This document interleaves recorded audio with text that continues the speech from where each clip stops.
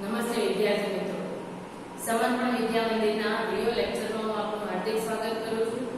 Last લેક્ચરમાં આપણે બાયોલોજીની અંદર માનવ સ્વાસ્થ્ય અને રોગો ચેપ્ટરમાં તમામ રોગો અને પ્રતિકારકતા વિશે ટોપિક ભણ્યા છે અને એ ટોપિક સુધી આપણે પૂરું કર્યું છે. આઈ હોપ કે તમે ત્યાં સુધી બરાબર ધ્યાનપૂર્વક સમજ્યા છો અને ઘરે પણ સતત રીડિંગ કરો છો અને હોમવર્ક પણ ટાઈમ ટુ ટાઈમ કરો છો.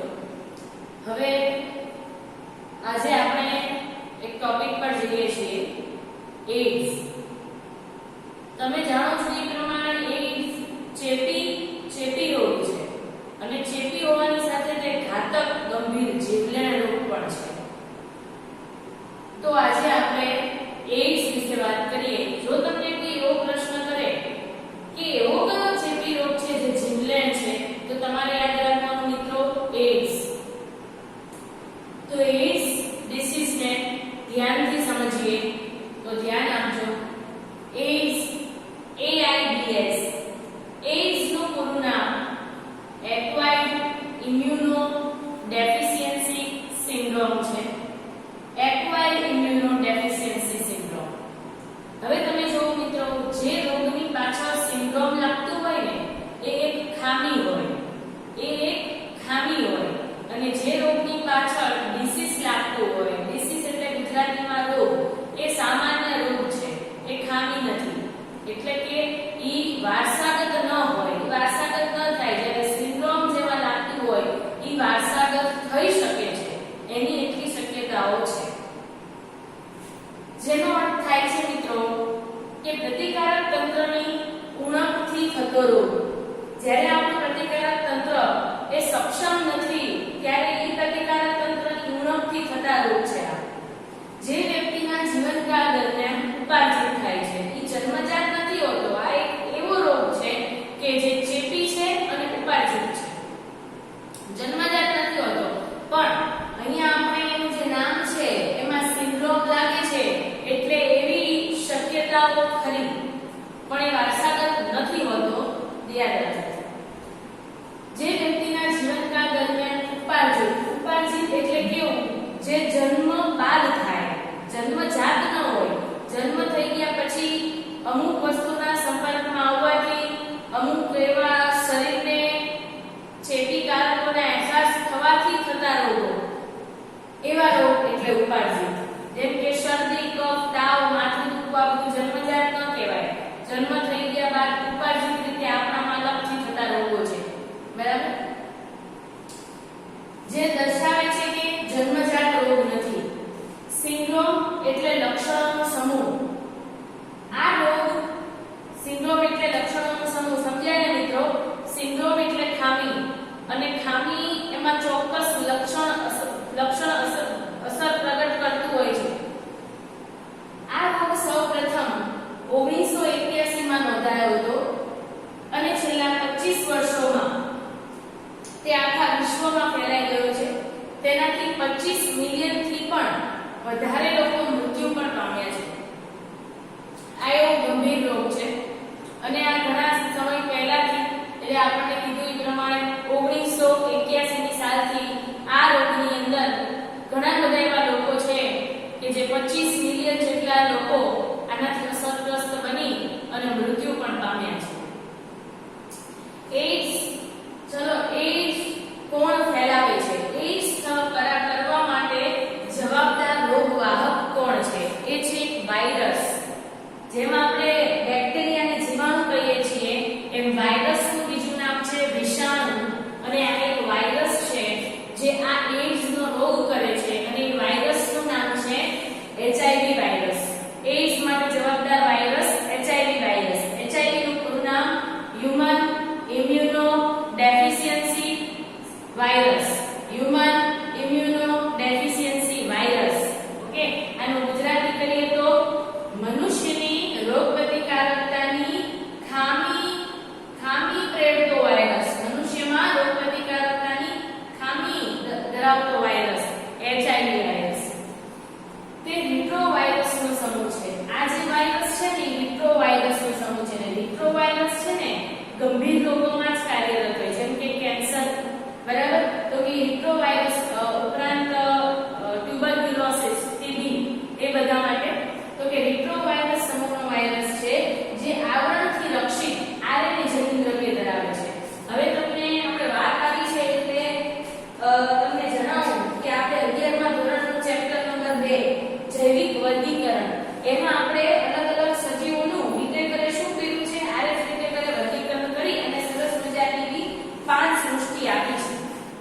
બરોબર મિત્રો?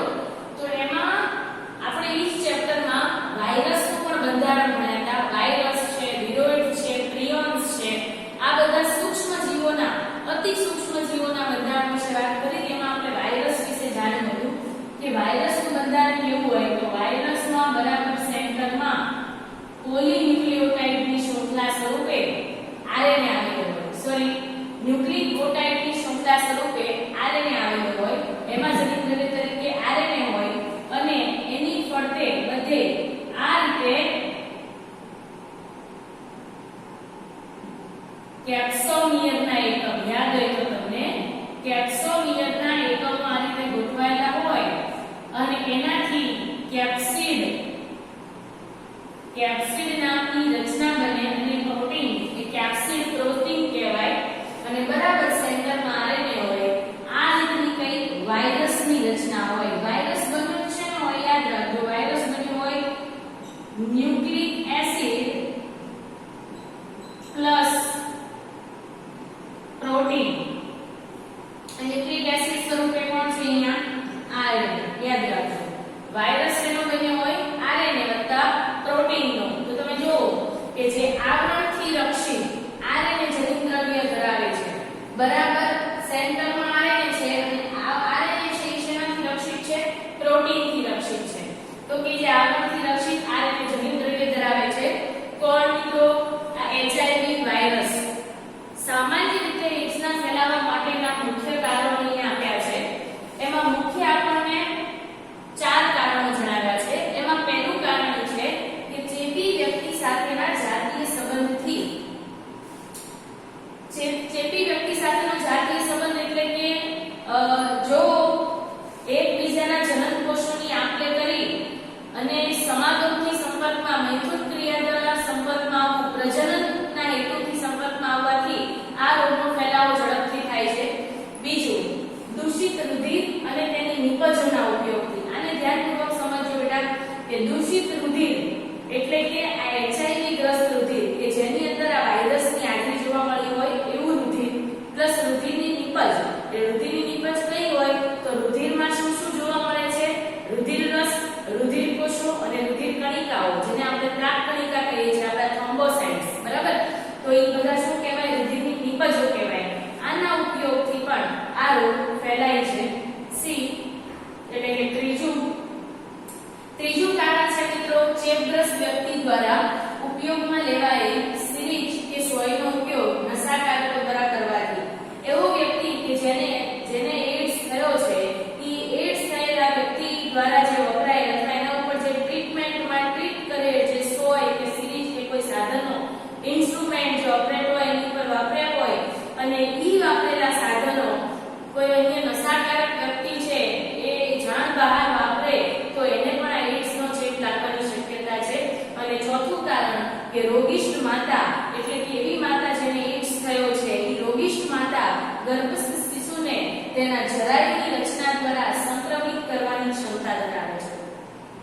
બરાબર? તો અલગ અલગ 4 કારણો છે કે જેના દ્વારા એઇડ્સ ફેલાય છે. ચારે 4 કારણોને ફરી રિપીટ કરીએ તો સૌથી પહેલું ચેપી વ્યક્તિ સાથેના પ્રજનનથી.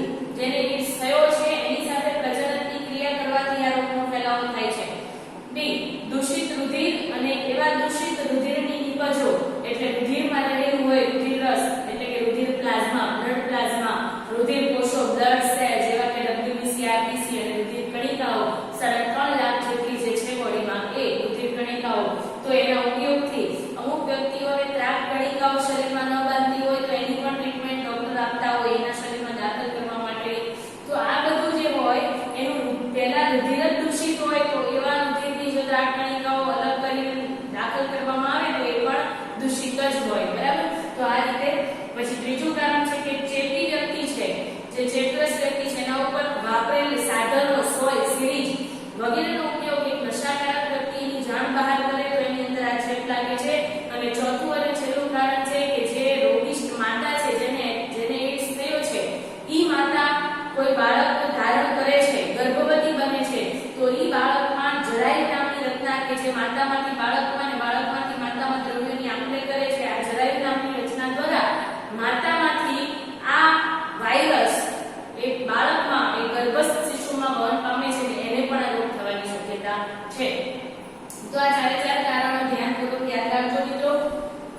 નેક્સ્ટ આપણે જોઈએ આથી એવા લોકો કે જેને આ રોગ થવાનું વધુ જોખમ રહેલું છે તેમાં અનેક વ્યક્તિઓ સાથેના જાતીય સંબંધો એટલે પ્રજનન સંબંધિત સંબંધો પ્રજનનલક્ષી સંબંધો નશાકારક વ્યક્તિ કે જે ઇન્જેક્શનનો ઉપયોગ નશો કરવા માટે કરે છે એવી વ્યક્તિઓ જેને વારંવાર રુધિરાદાનની જરૂર પડે છે રુધિરાદાન એટલે કે એને રુધિર લેવાની જરૂર પડે છે આ પૃથ્વી ઉપર યુનિવર્સમાં એવા ઘણા લોકો છે કે જેને રુધિરનું કેન્સર હોય છે એવા લોકોને દર 3 મહિને રુધિર બદલાવવું પડે છે એના શરીરમાં જે નકામું રુધિર છે એને બહાર કાઢી અને સારું રુધિર દાખલ કરવા માટે આ લોકોમાં દર 3-4 મહિને એસ પર સ્ટેજ એની અંદર નવું રુધિર નવું લોહી દાખલ કરવામાં આવતું હોય છે આવા કેસમાં જો ક્યારે એ વ્યક્તિ આ વાયરસયુક્ત બ્લડથી સપડાઈ ગયો તો એની અંદર એડ્સ થવાની શક્યતા છે એની અંદર એડ્સ થશે બરોબર તો આ રીતે રુધિરાદાન એટલે કે જે વ્યક્તિને રુધિરની વારંવાર જરૂર પડતી હોય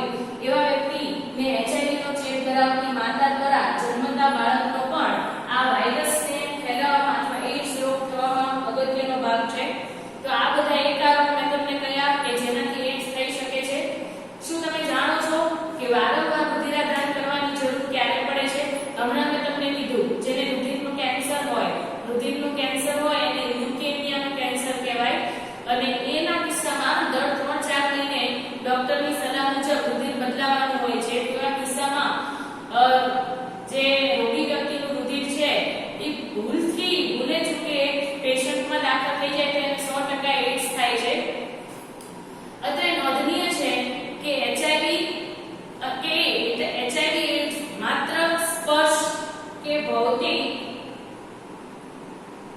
સંપર્કથી ફેલાવતો નથી કોઈને સ્પર્શ કરવાથી કે ભૌતિક સંપર્કથી આ રોગ થતો નથી પણ આ રોગ ક્યારે થાય છે જ્યારે એક વ્યક્તિના શરીરનું કોઈ પણ પ્રકારનું પ્રવાહી એ બીજી વ્યક્તિના શરીરમાં દાખલ થાય અથવા એનો અંશતઃ થોડોક નમૂનો પણ જો એનામાં દાખલ થાય એના રુધિરના પણ સંપર્કમાં આવે થોડું ઘણું રુધિરના પણ જો સંપર્કમાં આવે તો એડ્સ ફેલાવાની શક્યતા છે અહીંયા આપણને એટલે લખ્યું છે કે સ્પર્શથી કે ભૌતિક સંપર્કથી આ રોગ ફેલાતો નથી તે માત્ર દેહ પ્રવાહી દ્વારા ફેલાય છે આથી આ પણ મહત્વનું છે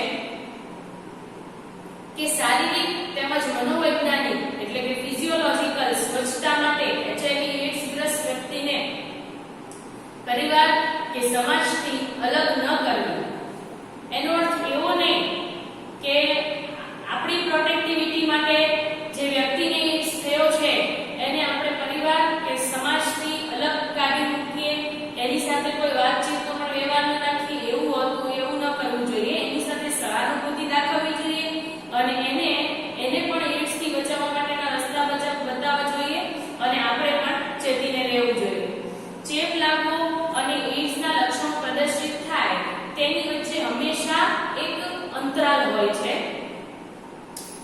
એટલે કે ચેપ લાગવાની સાથે એડ્સના લક્ષણો પ્રદર્શિત નથી થતા એ બંને વચ્ચે અંતરાલ હોય છે અમુક ટાઈમ પછી ચેપ લાગ્યાના અમુક સમય વીત્યા બાદ ખબર પડે છે કે આ વ્યક્તિને એડ્સ છે તો કે આ અવધિ અંતરાય થોડાક મહિનાથી લઈ અને થોડાક વર્ષો સુધીનો હોય છે ઘણીવાર એવું પણ બને છે કે આજે ચેપ લાગ્યો હોય ને 8 થી 5-10 વર્ષ પછી ખબર પડે કે આ વ્યક્તિને એડ્સ છે ત્યાં સુધીમાં તો એ ઘણા સંક્રમિત થઈ જાય ફોર એક્ઝામ્પલ અત્યારે હાલ જે પીરિયડ ચાલી રહ્યો છે અત્યારે આપણો દેશ જે રોગથી પીડાઈ રહ્યો છે કોરોના એ કોરોના વાયરસથી થતો રોગ છે તો આ રોગમાં પણ તમે જુઓ કે એના લક્ષણ જે કંઈ પણ એના લક્ષણ છે કે શરદી ઉધરસ ગળામાં દુખાવો શ્વાસ લેવામાં તકલીફ બરાબર ફેફસામાં કંપની જમાવટ માથું દુખવું આ બધા જે લક્ષણો એના છે એ પણ ઝડપથી પ્રગટ નથી થતા એમાં 14 દિવસ જતા રહે છે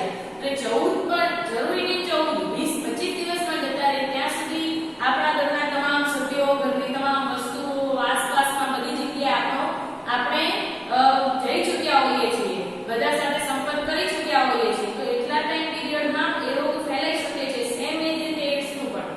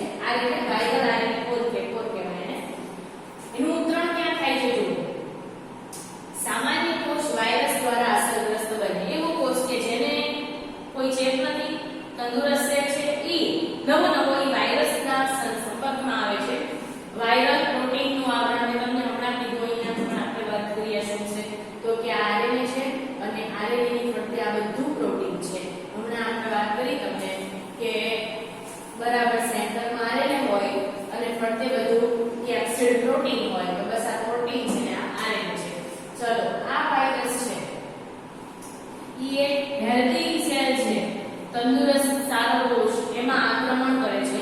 આ પ્રાણી કોષ છે, આ આખો પ્રાણી કોષ છે. આ બધે કોષ રસ ભર્યો છે અને દરેક કોષને એનું કોષ કેન્દ્ર હોય અને કોષ કેન્દ્ર છે. કોષમાં કોષ કેન્દ્ર હોય, કોષ કેન્દ્રમાં રંગસૂત્રો હોય. રંગસૂત્રની અંદરની જટિલ રચના બધી ડીએનએ ની હોય.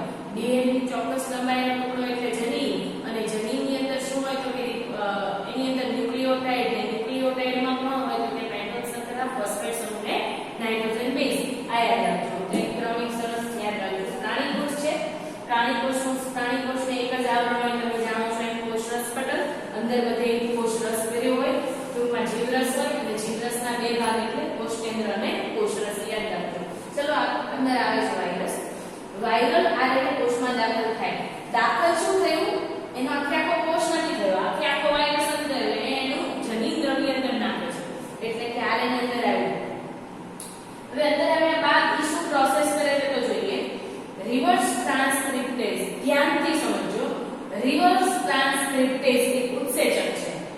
નામના ઉત્સેચક દ્વારા વાયરલ ડીએનએ નું નિર્માણ. વાત આવી છે એટલે આપણે વાત કરીએ. તમને ખબર હોય તો તમે હજી ભણ્યા નહીં હોય, આ 12મા ધોરણમાં ચેપ્ટર નંબર 5, 6 છે. ઈ આખા જીનેટિક્સના ચેપ્ટર છે. એમાં ચેપ્ટર નંબર 6 એની અંદર આપણને પ્રત્યાંકન નામની એક પ્રક્રિયા આપી છે. પ્રત્યાંકનની પ્રક્રિયાનું ઇંગ્લિશમાં ટ્રાન્સક્રિપ્શન કહેવાય. ધ્યાનથી સમજો. પ્રત્યાંકનને ઇંગ્લિશમાં ટ્રાન્સક્રિપ્શન કહેવાય. અને આ પ્રક્રિયામાં શું થાય તો એની આપણે ઝાંખી જોઈ લઈએ અને પછી આપણે બહુ સારી રીતે સમજી જઈશું આ ટોપિકમાં શું કહેવા માંગે છે. આ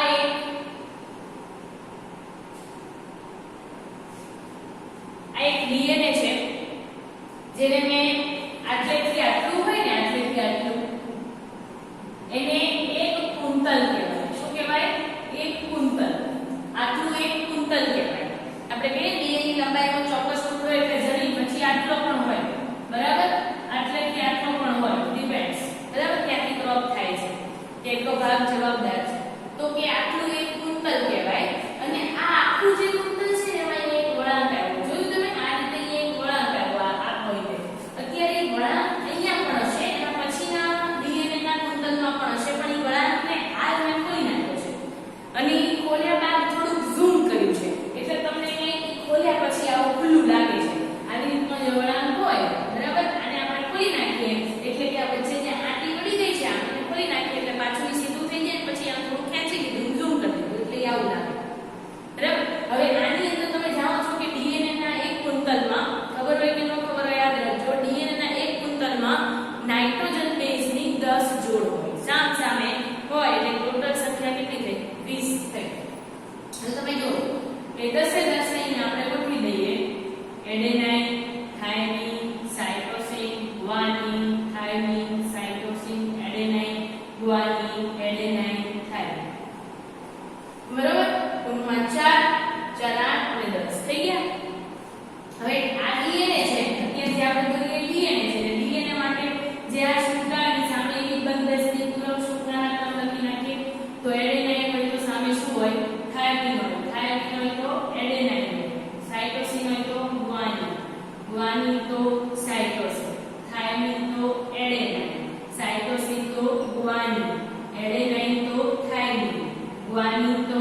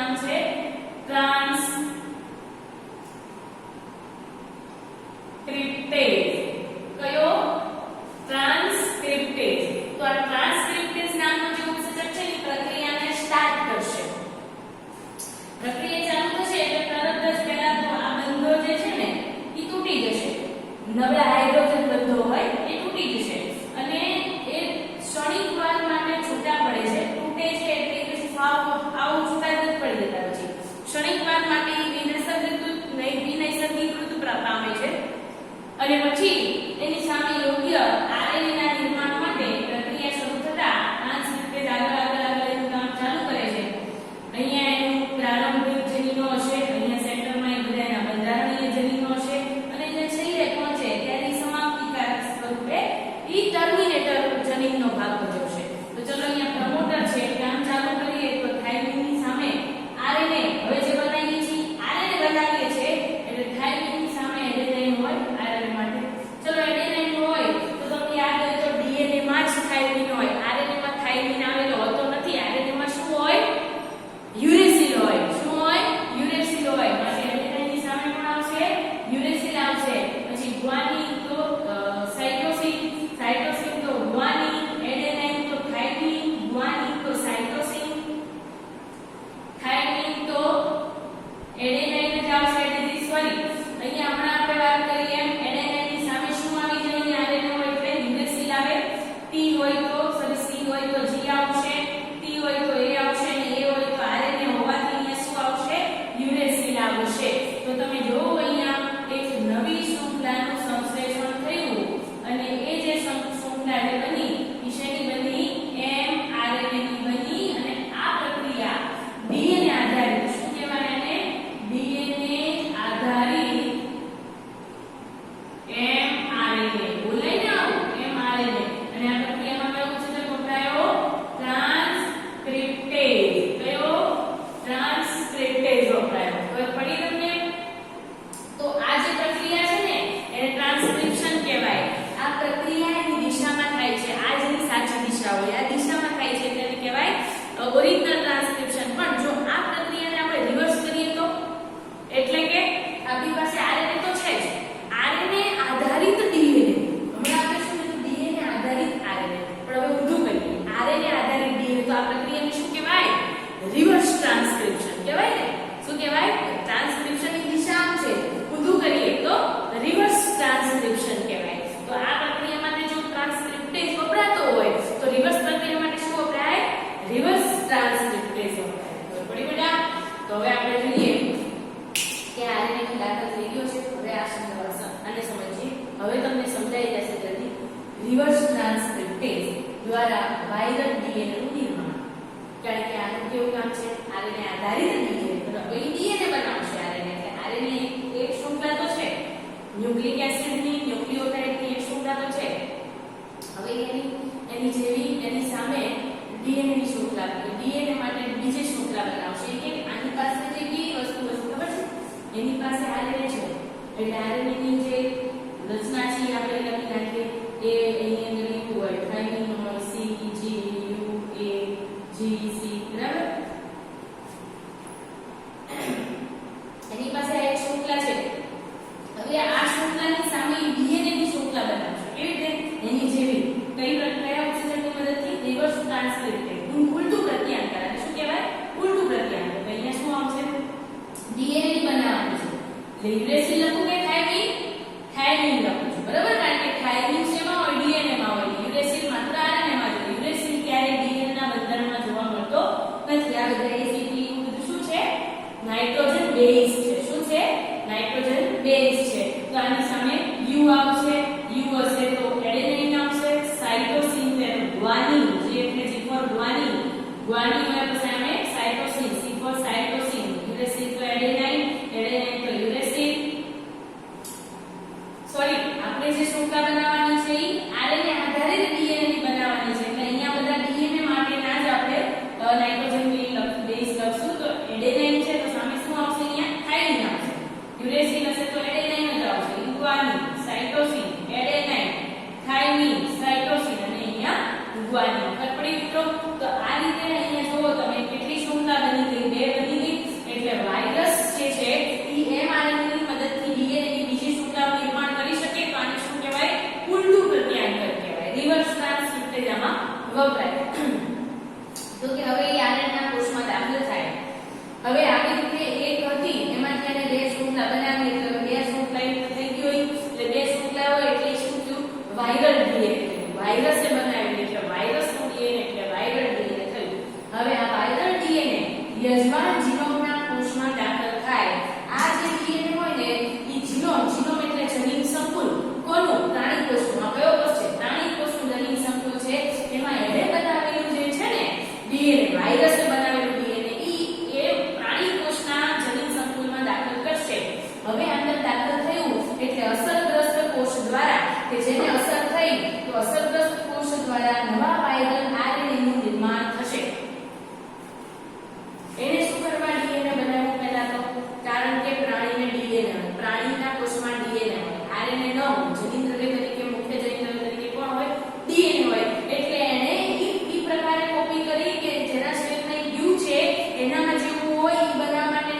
કોપી કરી એટલે આ ચેક કરી એના કેવું છે પછી એ કોપી કરી અંદર ગયા પછી એને ટ્રાન્સક્રિપ્ટેજ યુઝ કર્યો કારણ કે એને પછી જ ખબર પડે કે આ કોષમાં ડીએનએ ક્યારે એટલે ઈ જનીન દ્રવ્યએ બીજા જનીન દ્રવ્યને ઓળખ્યું વાયરસના જનીન દ્રવ્યએ અને પછી એની જેવી કોપી બનાવી અને હવે કોપી બનાવીને એની અંદર જાય છે અને હવે તે શું કરે છે વાયરલ આરએનએ નિર્માણ જો આપણા કોષ પર વાયરસે એટેક કરી દીધો એટલે હવે વાયરસને કન્ફ્યુઝન એમ કરશે એટલે વાયરસને પોતાનું જનીન દ્રવ્ય હતું આરએનએ એટલે હવે ઈ જેટલા પણ બનાવશે ને ઈ બધા આરએનએ જ બનાવશે શું બનાવશે આરએનએ કારણ કે કામ એનું એક જ હતું પહેલા એટેક કરવા માટે પ્રત્યાયનની મદદ લઈ લીધી ઉલટા પ્રત્યાયનની એ અંદર ઈઝીલી વયો ગયો છે તો હવે ઈ ત્યાં જઈ અને પછી હવે એની જેવી કોપીઓ બનાવશે એટલે હવે ઈ વાયરલ આરએનએ બનાવવા મળશે જે વાયરલ ડીએનએ બનાવો ને એટલે તો વાયરલ આરએનએ બનાવશે મતલબ જો નીચે આપ્યું છે કે અસરગ્રસ્ત કોષ દ્વારા નવા વાયરલ આરએનએ નિર્માણ કર્યા બાદ જો બહાર એક આપણને આપ્યું છે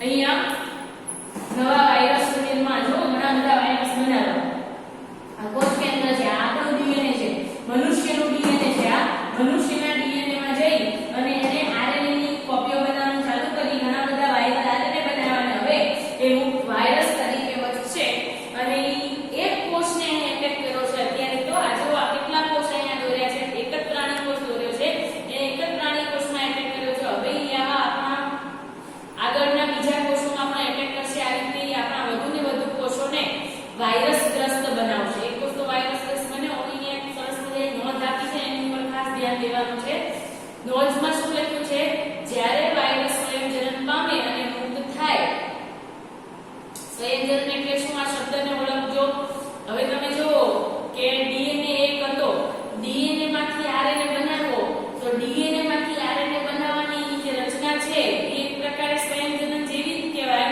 હવે આ સ્વયંજનન શબ્દ આવ્યો છે એટલે હું તમને થોડું કહું કે આ એક ડીએનએ છે બરાબર આ ડીએનએ ની શૃંખલાને છૂટી પાડી દઈએ તો કે આવી રીતે છૂટી પડી જાય બે આવી રીતે જોડાયેલી હતી આની જેમ જ પહેલાની શૃંખલા છે એની જેમ પણ એ શૃંખલાનો આપણે વર્ગ કરી નાખીએ આખી ડીએનએ ની શૃંખલાને નહીં અડધા ડીએનએ નો વર્ગ કરી નાખ્યા બાદ હવે આની અંદર ડીએનએ પોલિમરેઝ ઉત્સેચકની મદદથી એક શૃંખલાની સામે એની જેવી જ ડીએનએ ની બીજી શૃંખલાનું નિર્માણ થશે તો આ પ્રક્રિયામાં એક આવી રીતે પાછું રેકમેન્ડ થઈ જશે તો આ જેવો પિતૃ પહેલા હતું એની જેવા થઈ ગયા બે પણ બરાબર એટલે એક ડીએનએ માંથી નવા બે ડીએનએ બનવાની પ્રક્રિયાને સ્વયંજનન કહે છે તો અહીંયા તમે જુઓ કે જ્યારે વાયરસ સ્વયંજનન પામે ને ઈ વાયરસ છે વાયરસને આરએનએ છે તો ઈ જેટલા પણ બનાવશે ને એના આરએનએ બનાવશે કારણ કે એને એટેક કર્યો છે એની જેવા વાયરસની સંખ્યા વધારે શું કામ ઈ બનાવશે એને આપણે એનું શું બગાડ્યું છે આપણે એનું કાંઈ બગાડ્યું નથી પણ એ આપણા શરીરમાં આવી અને આપણું બધું પોષણ મેળવવા માંગે છે અને જેની વધુ ને વધુ પોષણ મેળવશે એ વધુ એની સંખ્યા વિભેદનની વધારે સક્ષમતાથી કરી શકશે તો કે વાયરસ સ્વયંજનન પામે અને મુક્ત થાય ત્યાં સુધી જે આપણા કોષ ઉપર એને એટેક કર્યો છે ત્યાં સુધી આપણો કોષ જીવંત રહી શકે છે આપણો કોષ મરી નથી જતો આ એક ખાસ વાત છે આપણને થાય કે આપણા તંદુરસ્ત કોષ પર એટેક કરે તો આપણો કોષ મરી કેમ નથી જતો આપણો કોષ મરી જવો જોઈએ ને એટેકથી ના વાયરસ પણ એટલો ટેલેન્ટેડ છે કે એટેક કરે છે પણ એનું કામ પૂરું થઈ જાય કે ત્યાં સુધી આપણા કોષને મારતો નથી પછી જ્યારે એનું કામ પૂરું થઈ જાય એટલે પછી આપણો કોષ મૃત્યુ પામે છે હવે તમે સમજી ગયા છો મિત્રો ક્યાં સુધી કહેવા માંગે છે ક્લિયર છે હવે આપણે આગળ જે આપણી પદ્ધતિ આપી છે ને કે આપણા શરીરમાં જેની કેવી રીતે કાર્ય કરે છે એ કાર્ય પદ્ધતિને હવે તમે કદાચ સમજશો ને હું સમજાવીશ નહીં તો તમે તમારી જાતે સમજી જશો કારણ કે અત્યાર સુધી તમે પ્રોસેસ આખી સમજ્યા છો એના ઉપરથી તમને હવે તમે કદાચ હું નહીં સમજાવું તો સમજી જશો બરાબર પણ છતાંય ધ્યાન આપજો વ્યક્તિના શરીરમાં પ્રવેશ્યા પછી આ વાયરસ એચઆઈવી વાયરસ આપણા શરીરના જે મેક્રોફેજ છે મોટા કદના બૃહદ કોષો જેને ભક્ષક કોષો પણ કહેવાય છે અહીંયા આપણને આપ્યું છે બૃહદ ભક્ષક કોષો એમાં પ્રવેશે અને જ્યાં વાયરસનું આરએનએ જનીન દ્રવ્ય છે એ રિવર્સ ટ્રાન્સક્રિપ્ટેજ ઉત્સેચકની મદદથી આપણા જે ડીએનએ છે એની જેવો એનામાં વાયરલ ડીએનએ બનાવશે સ્વયંજનન કરીને અને આ વાયરલ ડીએનએ યજમાનના ડીએનએ માં દાખલ થઈ અને આપણો ડીએનએ પાછો કેવો હોય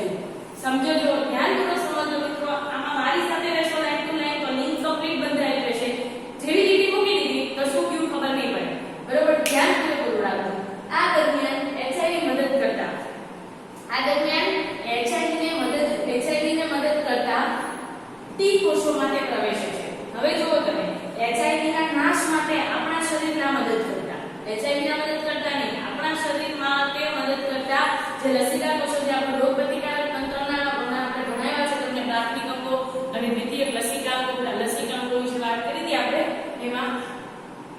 જેમાં આપણે યાદ છે તમને ભણાતા આપણે કે જે લસિકા અંગો છે એ લસિકા કણો ધરાવે છે અને લસિકા કણો એટલે લસિકા કોષો જે કહેવાય છે ટી અને નૈસર્ગિક મારક કોષો એ ભાઈ અહીંયા જે આપણે આપણે કહેવાય છે ટી લસિકા કોષો છે તો આ ટી લસિકા કોષો અહીંયા ટી એચ કેમ લખ્યું છે કારણ કે ટી લિમ્ફોસાઇટ હેલ્પર છે યાદ છે તમને સોરી ટી લિમ્ફોસાઇટ એટલે શ્વેત કણનો પ્રકાર લસિકા કણને ઇંગ્લિશમાં શું કહેવાય લિમ્ફોસાઇટ શું કહેવાય લિમ્ફોસાઇટ તો અહીંયા જે આપણે જે કયા છે ટી લિમ્ફોસાઇટ H એટલે કે T lymphocyte helper T H એટલે કે ગુજરાતીમાં બોલું ટી લસિકા કોષ મદદ કરતા આને શું કહેવાય ટી લસિકા કોષ મદદ કરતા લસિકા કોષ ટી મદદ કરતા બરાબર અને ઇંગ્લિશમાં બોલવું હોય તો T lymphocyte H T lymphocyte helper H એટલે હેલ્પર બરાબર અને સ્વયંજન પામી વાયરસની સંતતિઓ સર્જે છે આ રીતે નવા સર્જાયેલા એટલે તમે જુઓ કે સ્વયંજન પામી અને એની જેવા ઘણા બધા આરએનએ બનાવી અને નવા વાયરસ સર્જ્યા જ કરે છે આ રીતે નવા સર્જાયેલા વાયરસ રુધિરમાં મુક્ત થાય છે અને જે અન્ય મદદ કરતા ટી લસિકા કોષો પર પણ હુમલો કરે છે આપણા શરીરમાં ઘણા બધા લસિકા કોષો છે અને એને અનુલક્ષીને ટી લસિકા કોષોની જેટલી પણ આપણા શરીરમાં મેક્સિમમ સંખ્યા છે ધીમે ધીમે ઈ વધુ ને વધુ ટી લસિકા કોષો પર એટેક કરે છે અને ટી લસિકા કોષો પર હુમલો કરી અને આવું વારંવાર થવાથી ચેપી વ્યક્તિના શરીરમાં જો વાયરસ પહેલા એક જ એન્ટર થતો ધીમે ધીમે એની સંખ્યા વધારો કરતો ગયો એમ જેટલી સંખ્યા વધશે એની આપણા શરીરના કોષોને પણ અસર કરતો જશે ને કોષોને પણ ચેપ લગાડતો જશે ને તો આ રીતે આવું વારંવાર થવાથી ચેપી વ્યક્તિના શરીરમાં મદદ કરતા ટી લસિકા કોષોની સંખ્યા કેવી થઈ જાય છે ઘટી જાય છે અને આ સમય દરમિયાન વ્યક્તિને લાંબા સમય સુધી તાવ ઝાડા વજનમાં ઘટાડો થવો જેવી સમસ્યાઓનો સામનો કરવો પડે હવે તમે જુઓ આપણા શરીરના ટી લસિકા કોષો એ આપણા માટે મુખ્ય મદદ કરતા હતા કારણ કે એ આપણા માટે રોગો સામે લડવાની આપણને શક્તિ આપતા હતા રોગો સામે લડનારા કોષો હતા કેવી રીતે તમને ખબર હોય તો આપણે ભણી ગયા પ્રતિકારકતામાં કે જે રોગવાહકનો એન્ટીજન હોય એની સામે આપણું શરીર એન્ટીબોડી બનાવે કે એન્ટીબોડી એનો નાશ કરે તમે જાણો છો ને વાય આકારનું જે એન્ટીબોડી છે એની અંદર એન્ટીજન બાઇન્ડિંગ સાઇટ છે એની સાઇટમાં એન્ટીજન ભરાય ફસાય અને એનો નાશ કરે તો અહીંયા તમે જો કે ધીમે ધીમે વાયરસ વધુ ને વધુ કોષો પર એટેક કરતો જાય છે તો આપણા ધીમે ધીમે લસિકા કોષોની સંખ્યામાં પણ શું થાય છે ઘટાડો થાય છે આપણા માટે લડનારા લસિકા કોષો છે એની ઉપર વાયરસ એટેક કર્યા કરશે તે સંખ્યામાં શું થશે ઘટાડો એમ આપણને ચેપ લાગવાની શક્યતા કેવી થતી જશે વધતી જશે મનુષ્યને ચેપ લાગવાની શક્યતા વધતી જાય છે સતત તો આ સમયે અહીંયા સુધી જે વાયરસ કામ કરનાર છે ને આપણા શરીરમાં ત્યાં સુધીમાં શેનો અનુભવ થાય છે મનુષ્યને તાવ ઝાડા અને વજનમાં ઘટાડો તાવ રે ઝાડા રે એના પૂરતું ભૂખ ન લાગે એમાંય પાછા ઝાડા રે કે વજનમાં શું થાય ઘટાડો થાય બરાબર તેવી સમસ્યાનો સામનો કરે મદદ કરતા ટી લસિકા કોષોની સંખ્યા ઘટવાને કારણે વ્યક્તિ બેક્ટેરિયા ખાસ કરીને માઇકોબેક્ટેરિયમ સમજો મિત્રો